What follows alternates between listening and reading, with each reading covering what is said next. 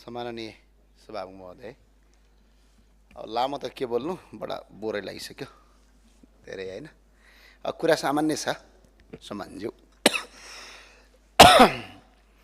अब यो लामो धेरै कुरा गर्नुभन्दा पनि स्पष्ट कुरा कहाँनिर छ भने यो सीमाको विषय चाहिँ अति संवेदनशील कुरा हो।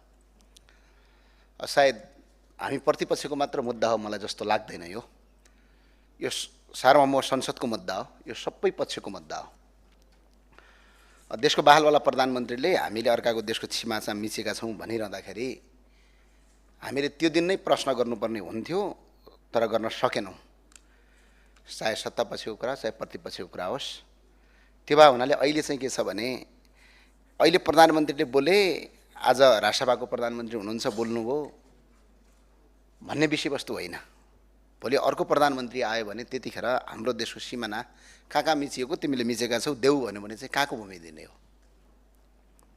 अति संवेदनशील कुरा हो। त्यो भए हुनाले अब यसमा चाहिँ अब अहिलेसम्म हामीले त्यो माग राखिरहेको कुरा धेरैले के भन्ने गर्छन् भने संसद काम गर्ने थलो भन्छ। यो काम नै हो। यो देशभन्दा ठुलो अरू केही पनि छैन। राष्ट्रभन्दा ठुलो अरू के छ र? कोही यहाँ व्यापारी हुनुहुन्छ होला, कोही सांसद हुनुहुन्छ, कोही कर्मचारी, कोही विद्यार्थी, त्यो हामी सबैलाई जोड्ने एउटै माटो हो। त्यो चाहिँ नेपाल भन्ने देश हो। र यो देशको इतिहास चाहिँ तपाईँ हामीले जस्तो अहिले चुनाव गरे जस्तो, यसो गीत गाए जस्तो, यसो अलिकति राजनीतिक भाषण ठोकेर बनाए देश चाहिँ होइन। त्यो चाहिँ हामीले विचार गर्नुपर्छ। इतिहास चाहिँ हामी जो अङ्ग्रेजसँग लडेर, तिब्बतसँग लडेर, मुगलसँग लडेर हाम्रा पुर्खाहरूले रगत बगाएर आजको यो नेपाल भन्ने देश बन्यो र त्यो देशको हामी नागरिक भयौँ र त्यही देशको नेपाल भन्ने देश भएकै कारणले गर्दा आज हामी त्यो देशको सांसद, त्यो देशको मन्त्री, त्यो देशको प्रधानमन्त्री भइरहेछौँ। अनि एउटा देश नै हाम्रो मुलुकमाथि नै प्रश्न चिन्ह खडा हुँदै गर्दाखेरि हामीले यसलाई स्वीकार्ने भन्ने विषयवस्तु रहन्न। त्यो भएको हुनाले अहिले चाहिँ यो देश र यो आमा र मातृभूमि एउटै हो। आमा बिनाको जीवन हुँदैन, मातृभूमि बिना चाहिँ हाम्रो अस्तित्व हुँदैन। त्यही भए हुनाले प्रधानमन्त्रीको यो जवाफ यो हाम्रा लागि होइन, यो सम्पूर्ण नेपालीका लागि हामीले प्रश्न उठाएको हो। र प्रधानमन्त्रीसँग कुनै तिक्तता पनि छैन यो विषयमा। तर एउटा प्रश्न के रहन्छ भने सधैँ हाम्रो कूटनीतिक, हाम्रो सीमा, भोलि ल भनौँ न देशको प्रधानमन्त्रीले संसदको रोस्टममा उभिएर दिएको अभिव्यक्ति हो। मैले त त्यो दिन पनि भने चिया पसलमा बोलेको अभिव्यक्ति होइन। अनि अहिले त ठिकै छ, केही भएन। भोलि तपाईँले हाम्रो भूभाग मिचेका छौ, ल हाम्रो यति यति भूभाग कहाँ छ देऊ भन्यो भने कहाँ दिने हो सम्माननीय सभामुख महोदयज्यू? त्यो पनि बरु देखाइदिए भए सजिलो हुन्थ्यो। त्यो भए हुनाले यो अति संवेदनशील विषयवस्तु भएको हो। अब अरू कुरा चाहिँ अगाडि जानुपर्ने छ। मैले लामो कुरा गरिनँ, सबै कुराहरू आइसक्यो। त्यो भए हुनाले अहिले यो प्रधानमन्त्रीको अभिव्यक्तिको विषयमा माननीय परराष्ट्र मन्त्रीले ज्यूले जुन अभिव्यक्ति दिनुभयो, तर एउटा कुरा भन्न मन लाग्यो। नेपालको राजनीतिक इतिहासमा सायद यो पहिलोपटक यस्तो अवस्था देखियो। तपाईँले इतिहास पल्टाएर हेरे हुन्छ, नेपालको मात्र होइन विश्वको इतिहास पल्टाउनुहोस्। तपाईँ हामीभन्दा पनि कलिला उमेरका मान्छेहरू प्रधानमन्त्री भए देश पनि छन्। तपाईँ हामीभन्दा बढी विज्ञवान र क्षमता भएका मान्छेहरू पनि भएका देशका प्रधानमन्त्री पनि छन्। त्यो एकछिन पल्टाएर हेर्नुहोस्।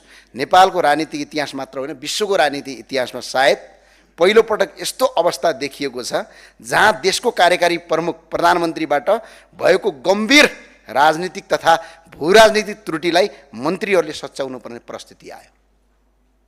सामान्यतया जिम्मेवार र परिपक्व शासन अवस्थामा यसको ठिक उल्टो हुन्छ। त्यो व्यवस्थामा मन्त्री, सांसद वा अन्य पदाधिकारीबाट कुनै त्रुटि भए प्रधानमन्त्रीले अभिभावक तत्त्व ग्रहण गर्दै त्यसलाई सच्याउँछन्, राष्ट्रिय धारणा स्पष्ट पार्छन् र मुलुकलाई एकीकृत दिशामा अघि बढाउँछन्। तर दुर्भाग्यवश आज हामीले त्यसको विपरीत अवस्था देखिरहेका छौँ। त्यो भएको हुनाले सम्माननीय सभामुख महोदय, हाम्रो अहिले पनि के छ भने यो संसदको रेकर्डबाट हटाइयोस्। यो प्रधानमन्त्रीज्यूका लागि नै हो, यो हामीभन्दा बढी सत्ता पक्षका लागि नै हो। किनभने यो कुनै सत्ता र शक्तिको कुरा होइन, शासनको कुरा होइन, यो कुनै ऐनको कुरा होइन, यो भूभागको कुरा हो। यो अति संवेदनशील कुरा हो। र फेरि अर्को अचम्म लाग्छ के भने सीमाको विवाद यहाँ हुन्छ, दुःख चाहिँ सिमानामा हुन्छ। हामीले अहिले पनि यहाँ लिपुलेक, लिम्पियाधुरा, कालापानी भन्दै गर्दा दार्चुलामा बसेका नागरिकलाई दुःख भइरहेको हुन्छ। हामी आज तराईको बोर्डरको कुरा गरिरहेका छौँ। तराईको जो वास्तविक बोर्डरमा बस्ने नेपाली दाजुभाइहरूमाथि त्यो सुरक्षा निकायले, पालिका सुरक्षा निकायले गर्ने व्यवहार त्यो सही नसक्ने किसिमको हुन्छ। तर दुःखलाग्दो कुरा चाहिँ के छ भने आज यो देश वास्तविक तपाईँको पोसाक बिनाका राष्ट्रसेवकहरू काठमाडौँमा बसेका मान्छेलाई बरु त्यति पीडा छैन जति सिमानामा बसेका मान्छेहरूलाई पीडा छ। उनीहरू लडिरहेछन् हरेक दिन, चाहे बरु 10 किलो तरकारीका लागि किन नहोस्, अलिकति भूमिका लागि किन नहोस्। तर आज त्यहीँबाट प्रतिनिधित्व गर्ने मान्यज्यूहरू, हाम्रो प्रधानमन्त्रीज्यूले सीमा हामीले भारतको मिच्यौँ भन्दा त्यसलाई प्रमाणित गर्नतिर लागेको देख्दा चाहिँ मलाई अचम्म लाग्छ। त्यो भए हुनाले अहिले यसलाई अब धेरै गरिनँ, मैले बिदा पनि मागेँ। यो प्रधानमन्त्रीज्यूले चाहिँ आएर सच्याउनुहोस्। यो हाम्रो माग भन्दा पनि प्रतिपक्षको कुरा, कुनै सत्ता पक्षको कुरा, ओहो सरकार चलिसक्यो हजुर यो भन्ने कुरा होइन। यो तपाईँ हामी सबैका लागि हो। यो संसदको रेकर्डबाट सम्माननीय सभामुखज्यूले नै हटाइदिनु भयो भने यो के हुन्छ भने नेपालको इतिहासमा हामीले यस्तो गलत किसिमको अभिव्यक्ति दिएका थिएनौँ भनेर भोलि कूटनीतिक पहल गर्न सजिलो हुन्छ। अनार्थ भने भोलि अहिले त ठिकै छ, भोलि युद्ध भयो त्यतिखेर भूमि माग्यो भने कहाँ दिने हो त्यो पनि खोज्नु होला। हस्, धन्यवाद। जय राष्ट्रवाद, जय नेपाल।